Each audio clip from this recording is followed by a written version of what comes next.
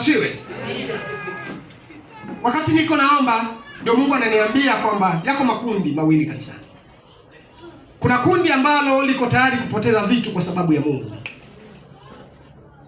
na kuna kundi liko tayari kumpoteza Mungu kwa sababu ya watu. Ndio vijana na mabinti ambao tunao, ndio wababa na wamama ambao tunao.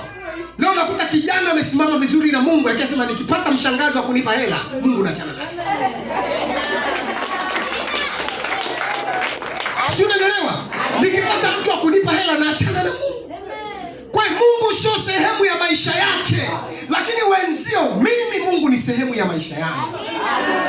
Bila Mungu mimi siwezi ishi. Bila Mungu mimi siwezi kuwa na furaha.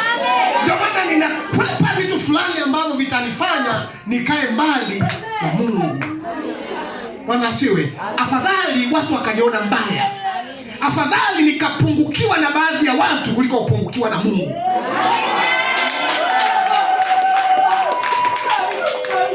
Bwana asiwe. Sijui unanielewa? Si unanielewa? Mwambie mwenzio badilika. Toka kwenye kundi la pili, ingia kwenye kundi la kwanza. Watu ambao wako tayari kupigwa mapanga kwa sababu ya Mungu wao. Tutapata watu kama kina Meshaki. Tutawapata watu kama kina Daniel. Wakataa kuwa tayari kuwapinga watu kwa sababu ya Mungu. Tutapata watu kama hao. Lakini leo tuna vijana, tuna mabinti kwa shilingi 10,000 tu anamwacha Mungu. Maisha tu, njaa tu. Yuko tayari auze kabisa mwili wake kwa sababu ya kula. Bwana asiwe. Anachojali ni kuja kanisani. Hajali habari ya kuwa na Mungu basi. Anakuja kanisani kwa sababu ya marafiki. Anakuja kanisani kwa sababu ya mtu. Unaelewa? Unaelewa? Maandiko yanasema mtu akipenda dunia, kumpenda Mungu hakupo ndani yake. Ili kundi la pili ni kundi linalopenda dunia. Sijui unaelewa? Ni kundi linalofanyaje? Ni kundi linalopenda dunia. Hatukatai.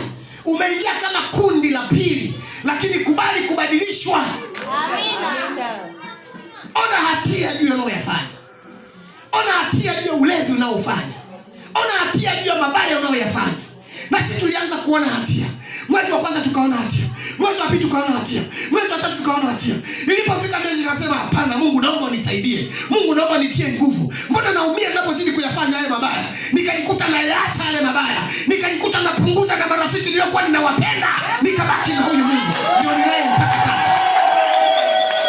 Bwana asifiwe. Sijui unanielewa? Sijui unanielewa?